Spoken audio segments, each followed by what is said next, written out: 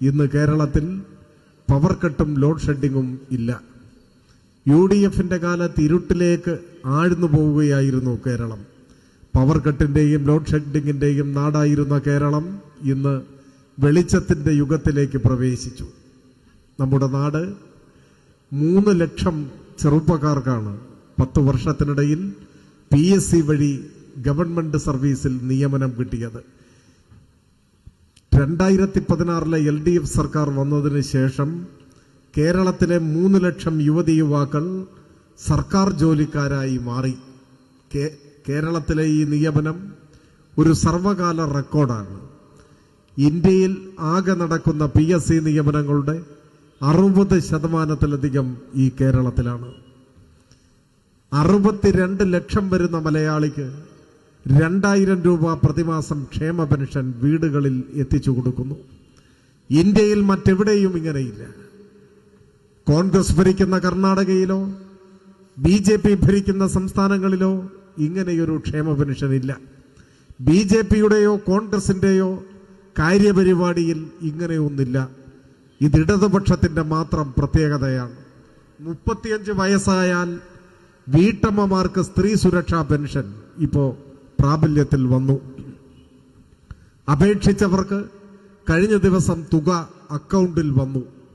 ചരിത്രത്തിലാദ്യമായി, ഇന്ത്യയുടെ ചരിത്രത്തിലാദ്യമായി 35 വയസ്സ് പിന്നിടുന്ന വീട്ടമ്മമാർക്ക് പ്രതിമാസം പെൻഷൻ നൽകുന്ന നാടായി നമ്മുടെ നാട് കേരളം മാറി. ഇന്ത്യയിൽ മറ്റെവിടെയും അങ്ങനെയില്ല. അഭ്യസ്തവിദ്യരായ യുവതി യുവാക്കൾ ഒരു തൊഴിൽ കിട്ടുന്നത് വരെ പ്രതിമാസ സ്റ്റൈപ്പൻഡ് 1000 രൂപ അപേക്ഷിച്ചവരുടെ മുഴുവൻ അക്കൗണ്ടിൽ കഴിഞ്ഞയാഴ്ച പണം വന്നു. ഇതെല്ലാം കേരളത്തിന്റെ പ്രത്യേകതയാണ്. കേരളം സമഗ്രവും സർവതല സ്പർശിയുമായ വികസനത്തിന്റെ പാതയിൽ മുൻപോട്ടു പോകുന്നു. ഇനിയും എത്രയെത്ര വൻകിട വികസന പദ്ധതികൾ നമ്മുടെ കൺമുൻപിലൂടെ യാഥാർത്ഥ്യമായി.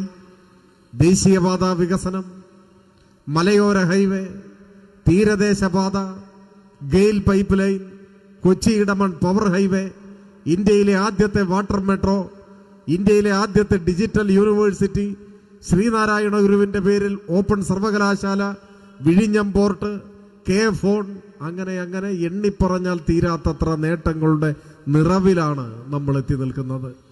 പരീക്ഷക്കാലത്ത് പോലും പാഠപുസ്തകം കിട്ടാതെ തെരുവിലിറങ്ങി സമരം ചെയ്യേണ്ടി വന്ന കുട്ടികൾ 10 കൊല്ലം മുമ്പ് ഓർക്കണം.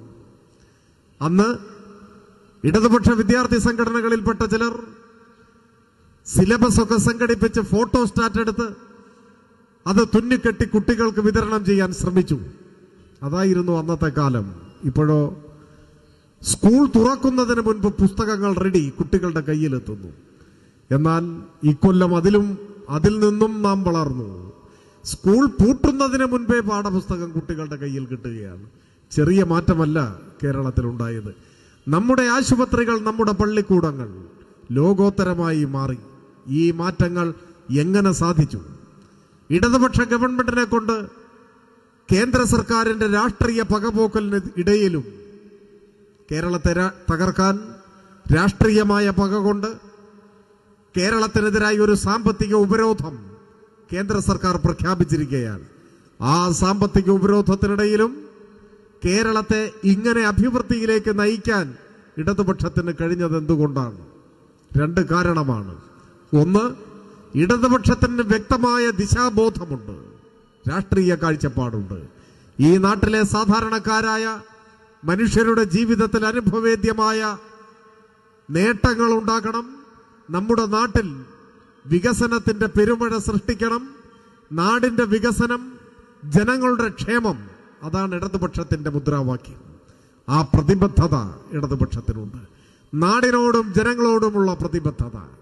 2, കേരളത്തിലെ ഭരണ സംവിധാനത്തെ എണ്ണയിട്ട യന്ത്രം പോലെ ചലിപ്പിക്കാൻ ആവശ്യമായ മേധാശക്തിയുള്ള മുഖ്യമന്ത്രിയും മന്ത്രിമാരും കേരളത്തിന്റെ പ്രത്യേകതയാണ്.